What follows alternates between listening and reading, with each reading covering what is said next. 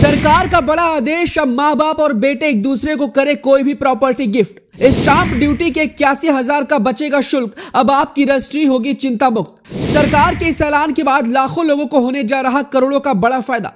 आखिर किस नियम के आधार पर और कैसे मिलेगी ये बड़ी छूट, जानिए हमारी इस रिपोर्ट में।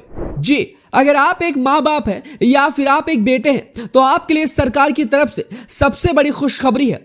ऐसी खुशखबरी जिसे सुनकर आप झूम उठेंगे, आपका पूरा परिवार खुशी से नाचने लगेगा, क्योंकि खबर ही कुछ ऐसी है। अक्सर हमारे जीवन में कई सारे ऐसे मौके आते हैं जब हम अपने माँ बाप के साथ में अपनी कामयाबी का जश्न मनाते हैं और परिवार का हर एक सदस्य मौजूद होता है। और ये जश्न तब और खास हो जाता है जब हम अपने लाइफ में किसी भी तरह की छोटी या बड़ी कामयाबी हासिल करते हैं। तो उसके बाद में हमारी सबसे पहली जो ख्वाहिश होती है कि अपने माँ बाप को कोई छोटा या कोई बड़ा तोहफा दिया जाए।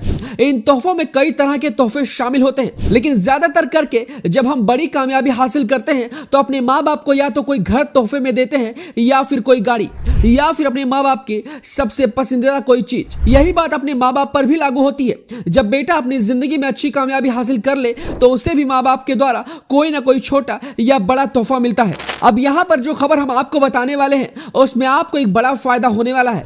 आपको बता दें कि अब अगर आप अपने माँ बाप को या फिर अगर आप एक माँ बाप हैं और अपने बेटे को तोहफे में कोई जमीन या घर देना चाहते हैं तो इसमें सरकार आपके हजारों रुपए बचाने की एक बड़ी तैयारी कर रही है, जिसमें आपके ऊपर स्टाम्प ड्यूटी पर आने वाले कई हजार के खर्च बचाए जा सकेंगे। तो चलिए जानते हैं कि कैसे अब आप किसी भी तरह की प्रॉपर्टी खरीदने पर रजिस्ट्री मुफ्त में करा सकेंगे और आपके स्टाम्प ड्यूटी के ऊपर लगने वाले 81,000 रुपए से ज्यादा सरकार द्वारा बचाए जाएंगे। बच्चों और माँ बाप के नाम प्रॉपर्टी करने पर रजिस्ट्री मुफ्त, स्टाम्प ड्यूटी के बचेंगे 81,000। आपको बता दें कि यदि आप अपने माँ बाप को प्रॉपर्टी गिफ्ट करने की सोच रहे हैं या आपके माँ बाप आपको प्रॉपर्टी गिफ्ट करने की सोच रहे हैं तो अब आपको चिंता करने की जरूरत नहीं है।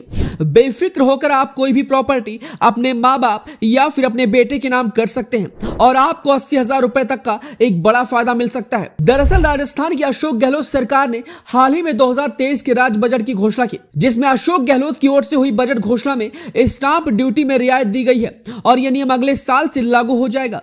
अब इस नियम के लागू होने के बाद अगर कोई पुत्र या पुत्री अपने बुजुर्ग माता पिता को कोई प्रॉपर्टी गिफ्ट करता है तो उनमें इस ट्रांसफर पर लगने वाली स्टाम्प ड्यूटी नहीं ली जाएगी। इतना ही नहीं, यदि बुजुर्ग माता पिता अपने बेटे के नाम पर प्रॉपर्टी का ट्रांसफर करते हैं तो उस पर भी कोई स्टाम्प ड्यूटी नहीं ली जाएगी, लेकिन रजिस्ट्री का शुल्क देना होगा। गहलोत सरकार की बजट घोषणा के बाद 25 लाख रुपए तक की प्रॉपर्टी ट्रांसफर करने पर 81,250 रुपए बचेंगे। अब आपको थोड़ा आसान तरीके से समझा देते हैं। अभी यदि कोई बेटा या बेटी अपने 60 साल या इससे ज्यादा उम्र के माता पिता को प्रॉपर्टी ट्रांसफर करता है और उसकी मार्केट वैल्यू डीएलसी के अनुसार 25 लाख रुपए बनती है, तो ऐसे में उस प्रॉपर्टी को ट्रांसफर करने के लिए कुल 1,06,250 रुपए का खर्च आता है, जिसमें 2.5% की दर से 81,250 रुपए की स्टाम्प ड्यूटी जबकि 1% की दर से 25,000 रुपए रजिस्ट्रेशन शुल्क लगता है।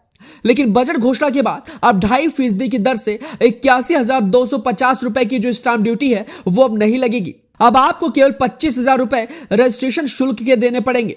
इसी तरह 70 साल या उससे ज्यादा उम्र के माता पिता अगर अपने बेटे के नाम कोई प्रॉपर्टी ट्रांसफर करते हैं तो उन्हें भी इतना ही फायदा होगा जो अभी 5% की रेट से स्टाम्प ड्यूटी लग रही है। इस तरीके से इन दोनों कैटेगरी के व्यक्तियों के नाम पर प्रॉपर्टी खरीद या ट्रांसफर यानी 25 लाख रुपए मूल्य पर 32,500 रुपए तक की एक बड़ी बचत होगी।